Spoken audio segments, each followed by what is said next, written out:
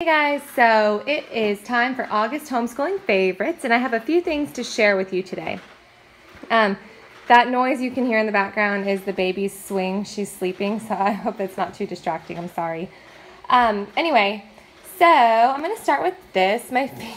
We did tie-dye yesterday, so my nails are like dyed. So sorry, I know that's not very pleasing to the eye, but this is the Homeschool Mom's Bible. I have shown this before, but I started showing it in my Instagram stories every now and then, and people keep asking, so I figured I would just share here. So you just go by the date, and then there's just little devotions that are specifically tailored to a homeschool mom, but it's just sprinkled throughout the regular books of the Bible. So the Bible is still in order, you know, just in the traditional order, but then there's just little devotionals every few pages that have to do with homeschooling and a mother's heart when she's homeschooling. So there's that. I've also shown this before, but my kids all have a Snackies Cup. We have Ninja Turtles, we have Minions, we have Shopkins. These have made a reappearance in our homeschool now that the school year has started. I fill this up with water or juice, and then I put some dry cereal or a little snack inside here. And that's their snack for the morning. I really don't like to, there's nothing that interrupts your school day more than having to go in and out of the kitchen 10 times for different snacks for different kids. So what I do is I just fill these up after breakfast and set them on the counter. They know that this is their snack and their drink. They can refill their drink, of course, but this is their snack until lunchtime.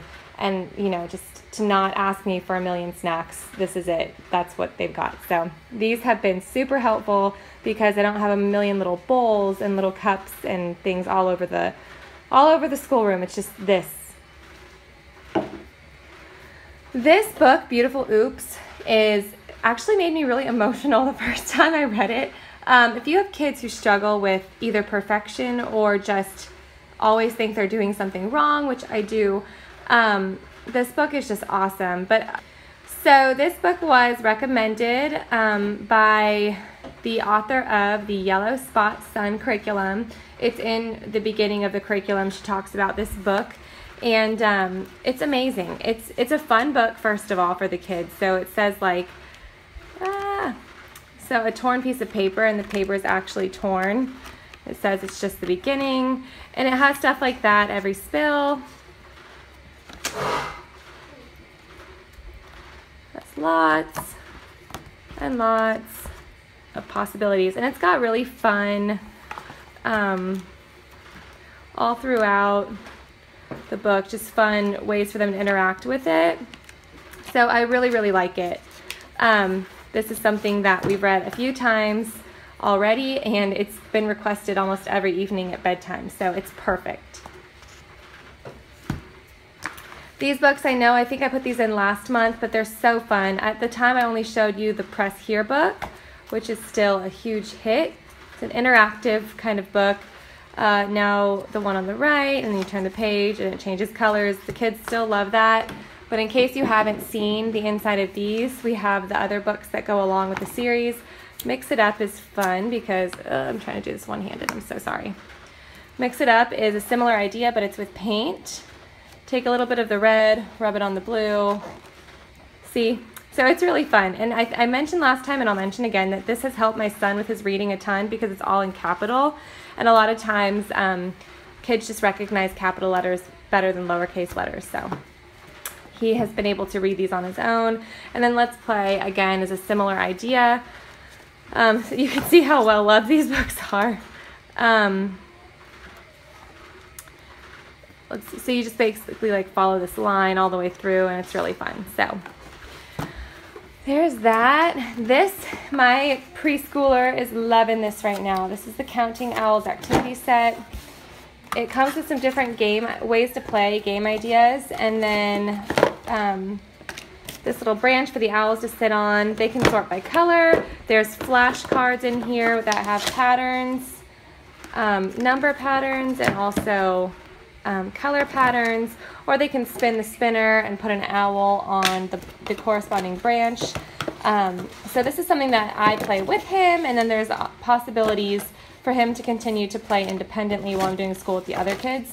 And it's a really decent size. I mean, it's a nice size game for him to play with.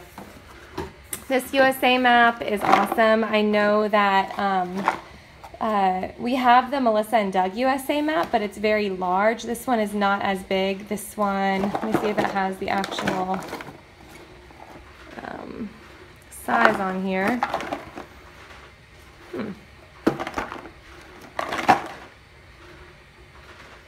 Oh, there we go. 16.5 by 12 3/4 inches. So, and just like Melissa and Doug, the puzzle pieces are in the state's shapes. So it's awesome if your kids are doing U.S. geography. What's not awesome is if you lose a piece, because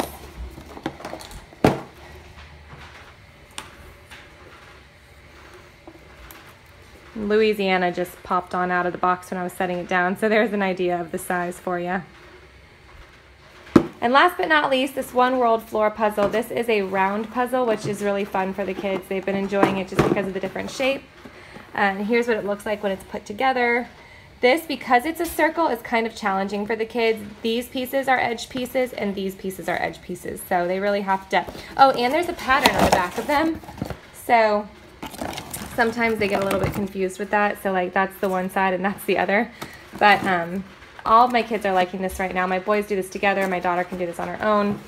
It's a really fun puzzle, and it's got a really great message. So those are our favorites this month. If you have some homeschool favorites to share with us, leave a comment in the comments below, and I will add you to the playlist. I'm looking forward to seeing what some of you guys are enjoying as the school year has begun now for the most of us. And I will see you guys later. Bye.